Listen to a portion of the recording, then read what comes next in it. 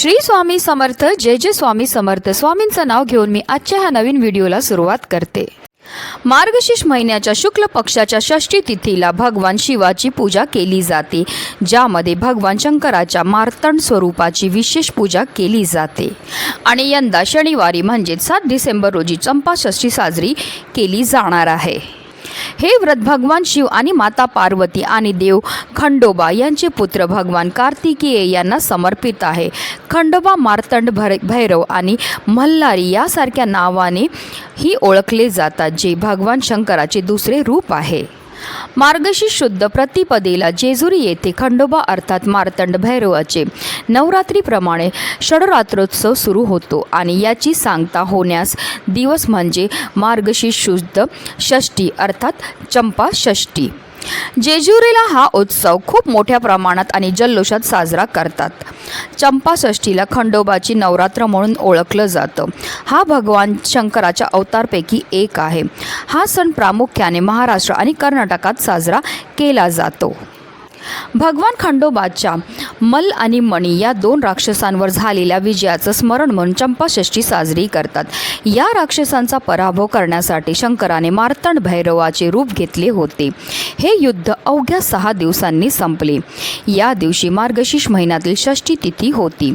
हा दिवस वाईटावर विजय म्हणून साजरा केला जातो। खंडोबाच्या उपासनेत भंडारा फार महत्त्वाचा आहे। भंडारा म्हणजे हळदीची पूड। खंडोबाच्या कुलधर्मासाठी व चंपाषष्ठी या दिवशी ठोंबरा, कणकेचा रोडगा, वांग्याचे भरीत, पातीचा कांदा व लसूण हे पदार्थ नैवेद्यात असतात। देवाला नैवेद्य समर्पण करण्यापूर्वी तळी भरण्याची विधी असते। तळी भरणे म्हणजे एका तामणात विड्याचे पान, पैसे, सुपारी, भंडारा व खोबरे हे पदार्थ ठेवून ते तामण सदानंदाचा येळकोट किंवा येळकोट येळकोट जय मल्हार असे मोठ्याने 3 वेळा म्हणून 3 वेळा उचलतात। नंतर दिवटी व बुदली घेऊन आरती करतात। देवाकडे तोंड करून भंडारा व खोबरे उधळतात व प्रसाद वाटतात। खंडोबा ही देवता भक्तांची मनोकामना पूर्ण करणारी व नवसाला पावणारी आहे। त्यामुळे नवस बोलणे व तो फेडणे याला फार महत्त्व आहे। म्हणून या दिवशी आपल्याला काही सेवा तर करायच्यात, पण त्याचबरोबर काही प्रभावी उपायसुद्धा करायचे आहेत।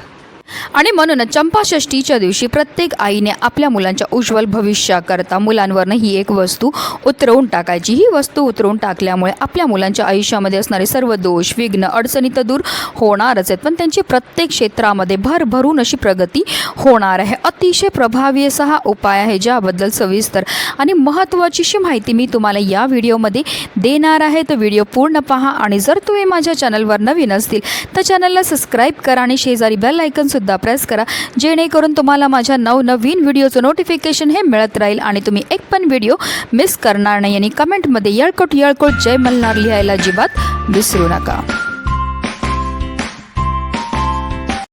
अगदी तुमच्यापासून माझ्यापर्यंत प्रत्येक आईला असं वाटतं की आपल्या मुलांना प्रत्येक क्षेत्रामध्ये भरभरून यश मिळालं पाहिजे, पण बरंचसं काय होतं ना, आपल्या मुलांमध्ये काही दोष असतात। दोष म्हणजे काय, तर जर आपल्या मुलांना नजर लागलेली असेल किंवा त्यांच्या कुंडलीमध्ये राहू, केतू, शनी या ग्रहांचे दुष्प्रभाव असतील किंवा पितृदोष असेल, तर त्यामुळे सुद्धा त्यांना कोणत्याही क्षेत्रामध्ये यश हे मिळत नाही। ते मेहनत तर करतात, कष्ट तर करतात, पण त्यांच्या कष्टाला त्यांच्या नशिबाची साथ ही मिळत नाही। जर तुमची मुलं वारंवार आजारी पडत असतील, भांडण करत असतील, चिडचिड करत असतील, हट्टीपणा करत असतील किंवा त्यांना केलेला अभ्यास लक्षात राहत नाही, किंवा आपली मुलं खूप शिकलेली आहेत पण त्यांना मनासारखी नोकरी मिळत नाही, व्यवसायामध्ये यश मिळत नसेल, तर आवर्जून प्रत्येक आईने आपल्या मुलांच्या उज्ज्वल भविष्याकरता हा प्रभावी उपाय जो आहे तो करायचा आहे।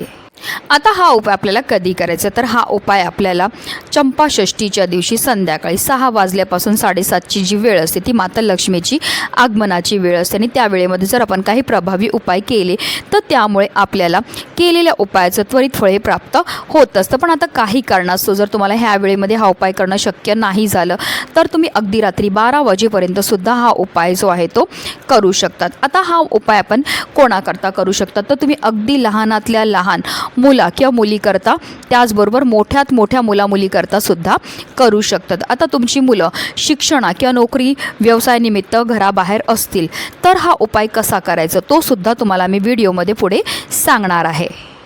तर ह्या उपायाकरता आपल्याला 5 लाल सुक्या मिरच्या घ्यायच्या. ज्या मिरच्या आपण घेणार आहेत त्या देठासकट घ्यायच्या आहेत. तसेच आपल्याला 1 तुरटीचा खडासुद्धा घ्यायचा आहे. तुरटी ज्याप्रमाणे पाणी शुद्ध करते त्याचप्रमाणे आपल्या शरीराची सुद्धा शुद्धीही करत असते. आपल्या जीवनामध्ये असणारी जेवढी पण नकारात्मकता, वाईट शक्तींचा प्रभाव असेल, नजर दोष दूर करण्याकरता तुरटी अतिशय प्रभावी मानली जाते. त्याचबरोबर आपल्याला 5 लवंगासुद्धा घ्यायच्या. ज्या लवंगा आपण घेणार ते आपल्याला व्यवस्थित पाहून घ्यायच्या. त्या अखंड असाव्या, कुठे तुटलेल्या, फुटलेल्या किंवा खराब झालेल्या नसाव्या. ज्याप्रमाणे लवंगा आपल्या जेवणाची चव वाढवतात त्याचप्रमाणे आपलं भाग्य उजळवायचं कामसुद्धा लवंगा ह्या करत असतात. त्याचबरोबर आपल्याला थोडीशी पिवळी मोहरीसुद्धा घ्यायची. आता काही कारणास्तव तुमच्याकडे पिवळी मोहरी नसेल तर तुम्ही काळी मोहरी घेतली तरीही चालणार आहे. तर या सर्व वस्तू जे आहेत ते आपल्याला आपल्या उजव्या हातामध्ये पकडायच्यात. आता तुम्हाला हातामध्ये पकडणं शक्य नसेल तर एक प्लेटमध्ये घ्या आणि त्यामध्ये आपल्याला ह्या सर्व वस्तू ज्या आहेत त्या ठेवायच्यात. आता आपल्या मुलांना आपल्याला पाटावर किंवा आसनावर बसवायचं आहे. बसवताना फक्त काळजी एवढी घ्यायची आहे की मुलांचा चेहरा जो आहे तो इतर कोणत्याही दिशेला असेल तरी चालेल, पण दक्षिण दिशेला चुकूनही असायला नको.